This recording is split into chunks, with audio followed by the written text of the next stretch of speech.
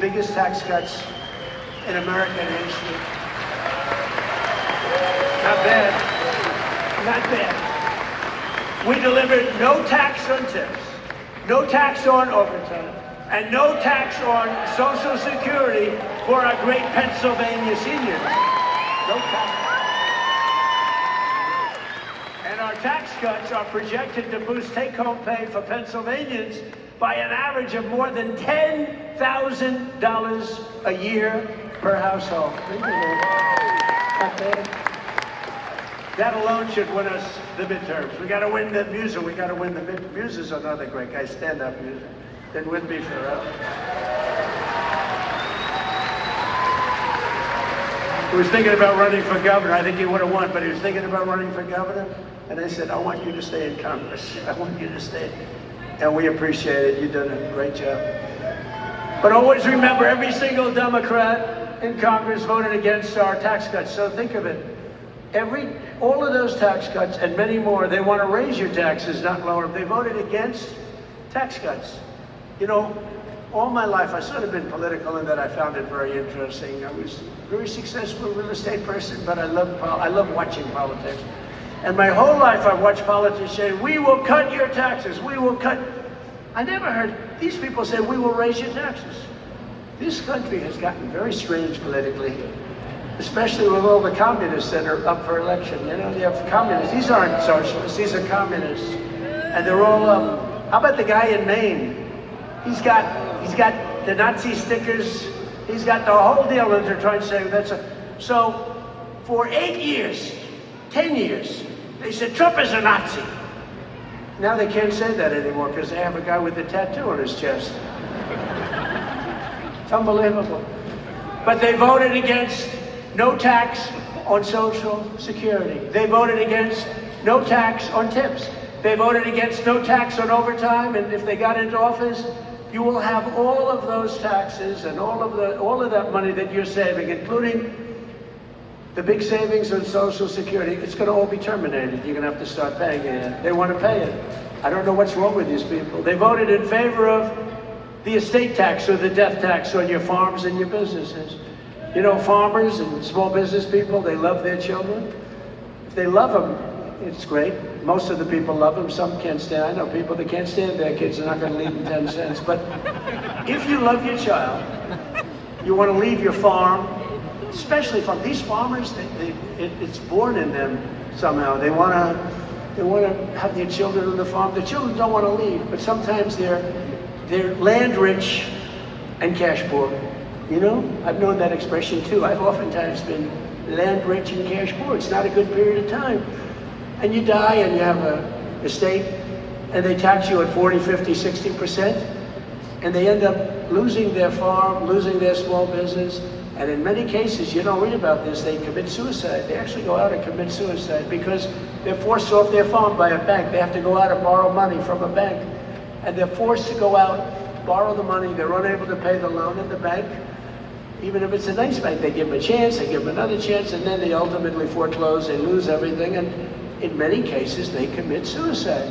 And I said, we're not going to have that crap go on. So you have no estate tax to pay on your small farm, small business, or your farms, or your businesses. And you can, if you love your children, you can leave your farm or your small business to your child, and they're not going to lose it. If you don't love your children, then don't listen to what I'm saying, because it doesn't matter. If you don't like them, don't leave them anything. They probably deserve it. But think of it, the Democrats voted against the border wall. The border wall gave us the safest border. We have the safest border now in the history of the country.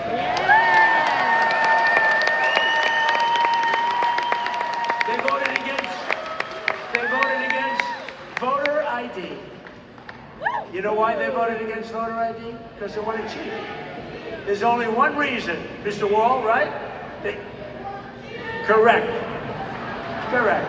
Where do I get that suit? One day, I don't know if it's very presidential, I'm going to walk up in a suit with the design of the wall on it. I don't know. What do you think? I already have a lot. You know, I have a very elegant wife, and she says, darling, please, don't dance. It's not presidential. I said, but the people love it when I dance. And she said, please, the men and women's sports, please don't do the weightlifting thing. And don't do the swimming thing. You know, the weightlifter where he goes up. And the record stood for years and years, and this young lady, she's trying out for the Olympics and she's going to do it.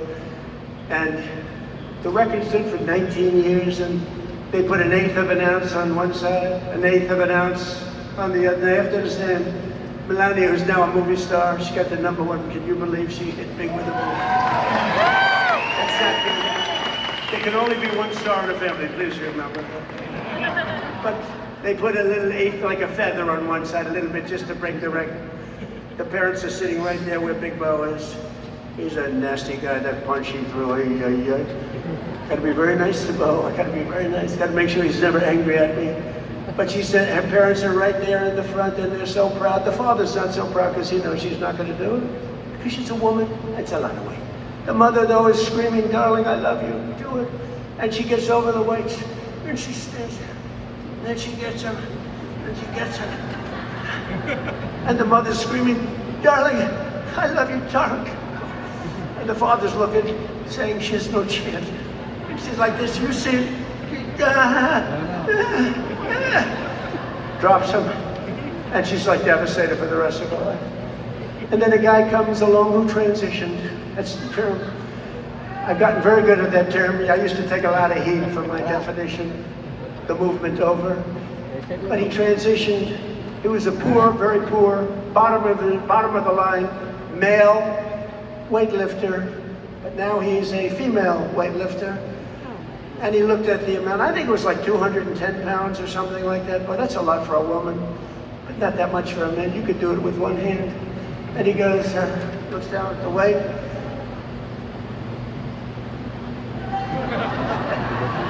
I think he did a few things for emphasis. And he won the medal. And everyone said, oh, isn't that wonderful? Are we crazy? Men should not be able to participate in women's sports.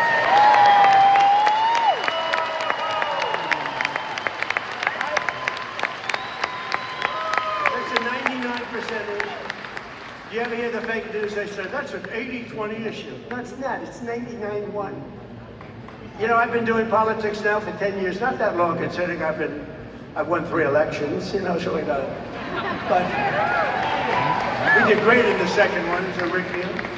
But pretty short. But with all of that, and all of the time I spend speaking to people, they say, sir, could you cut taxes on this? Could you get me a tax deduction on a car loan? I did that, by the way, I did that. If you borrow money to buy a car, you get it, all this. They ask me for hundreds of things.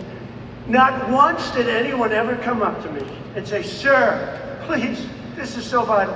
You have to be able to have men play in women's sports. Please, sir, could you pull that up? I've never had anyone ask me for that. So I say it's a 99-1 issue, not 80-20. The fake news back there, they say, oh, that's a tight issue. But I don't like talking about it because I want them to continue on with that. I want them to continue on with they're in favor of the mutilization of your child for transgender purposes, the mutilization of your child. And I would say politically, it's a very good thing to run against a person that's in favor of that kind of stuff. So we let them, we don't bring it up during off political seasons, but we have a political season coming up.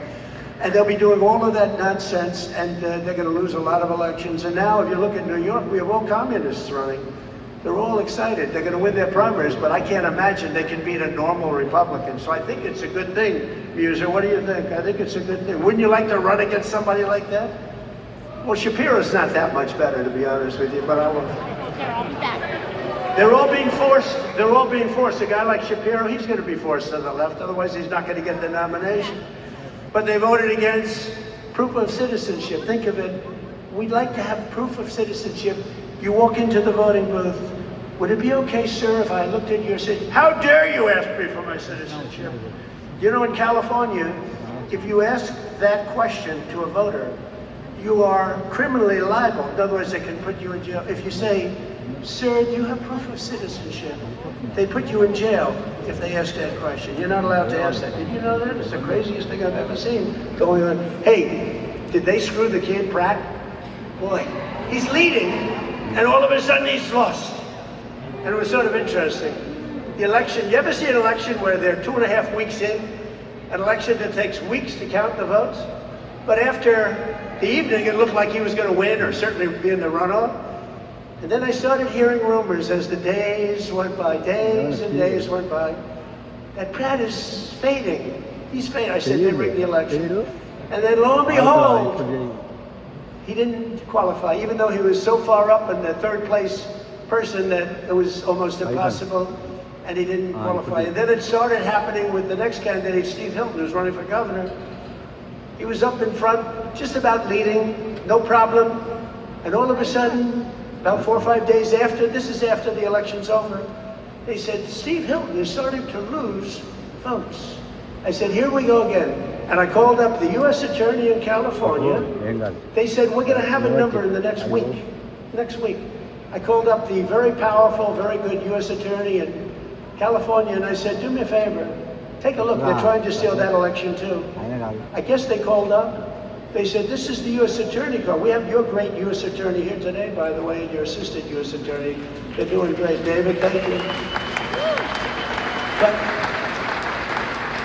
So over the next week, he was definitely going to lose, but the U.S. Attorney called. We want to check your votes. About an hour after the call, ladies and gentlemen, Mr. Hilton has won. So had I not made that call, Steve Hilton would right now be watching the election from home. So I don't know, he would have a great chance, but the election's totally rigged. California's totally rigged. All mail-in ballots, it's a disgrace. We got to pass the Save America Act.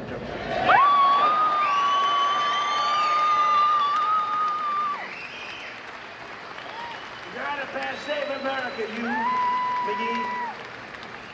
Look at these guys, what love. A friend of mine is a very big real estate developer, but he's got a problem with speaking in front of crowds. He chokes, he chokes like a dog. He said, how do you do it? I say, it's easy, because there's so much love in the room. There's so much unbelievable love, it's easy. He's got this tremendous fear of speaking. He said, the guy's a major player. Most of you have heard of him. And he's a killer. He destroys people for a living, financially, not physically, financially. Physically, he can barely walk. He's a basket kid. But he's up here, he's very smart. And he destroys people. He's very rich. And he can't get up in front of a crowd and talk. I said, what's wrong with you? He said, I don't know, I have a fear of crowds. Do you believe it?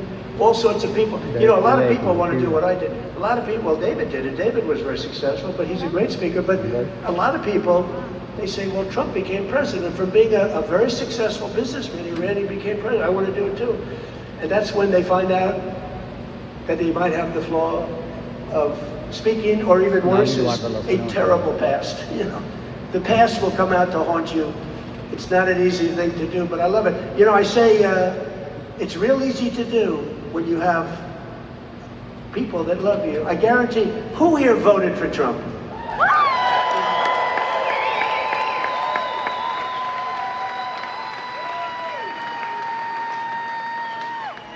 Who didn't? Well, this is dangerous, so don't raise your hand and think you're going to be cute, because you might be a big problem. Then they'll blame me for causing problems. Who did not vote for Trump? Young man, he wants to be. He's a young man, he thinks he's being cute. As he gets pounded on. No, he just said, no, I did. I was the first. He said I'm the first elect. But the Democrats voted in favor of Iran having a nuclear weapon, and they voted against military spending, but I overrode that. Let me tell you, if the Democrats get in, your 15,000 trucks that Mr. Roy is looking to get are dead. They're not going to have 15,000, they're not going to have 15 trucks. They'll be back to the number I originally guessed, right? How many are you making, 15? 15,000 trucks will be down to nothing, zero. And they'll make you put electric on it, electric, so that when you're in the middle of a jungle someplace and you need a charge, where's my charging booth? As opposed to carrying a nice tank of diesel on your back, throwing it in and taking off, right? Where's my charging booth, they'll be saying. And they created we created the strongest military in history, and you see that with Venezuela, one-day operation, great. Good army. And now we're making a lot of money with Venezuela, and Venezuela is doing great also. It's a happy country now. But it took us exactly 48 minutes to win that war. We're the greatest military in the world, 48 minutes.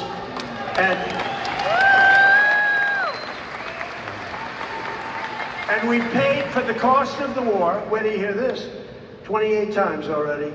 More, but 28 times. So the cost of the war, we brought millions of barrels of oil out, and we're getting along great. The people running it, they're our people, they're great people, and the people are happy in the country. They have smiles, they were miserable, they were starving, but they have a lot of oil under that ground. You know how you find oil in Venezuela? Just look at the ground.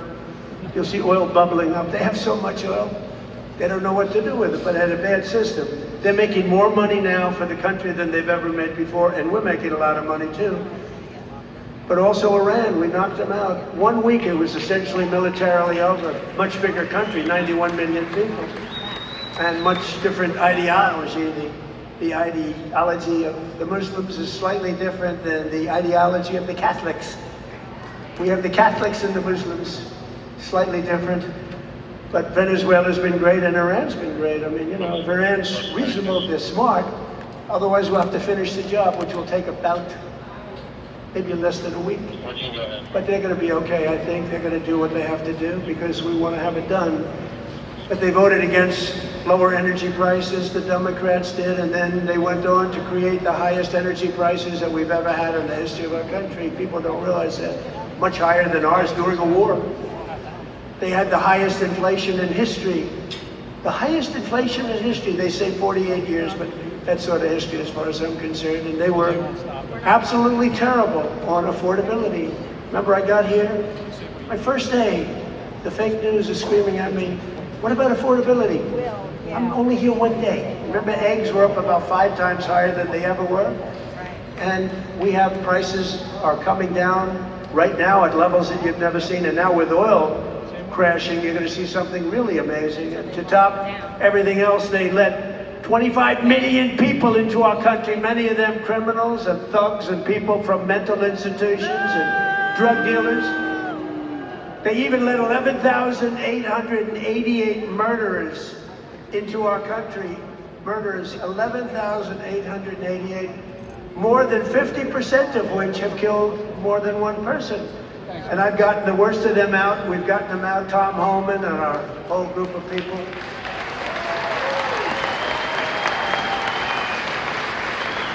But the Democrats want open borders and they want them all to come back in. You can imagine that. The people of this Commonwealth will never let that happen again. What they allowed to happen to our country, we can never allow to happen again. As an example, the war with Russia and Ukraine would have never ever started if I were president. We can never let elections get rigged again.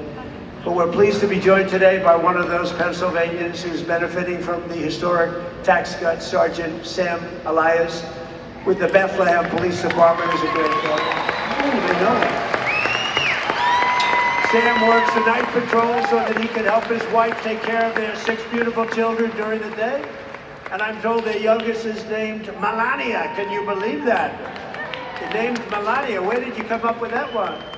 After our great First Lady. So Sam is taking home thousands of dollars extra because of no tax on overtime. And Sam, do you want to come up and say a few words? Come on up. Come on up, Sam.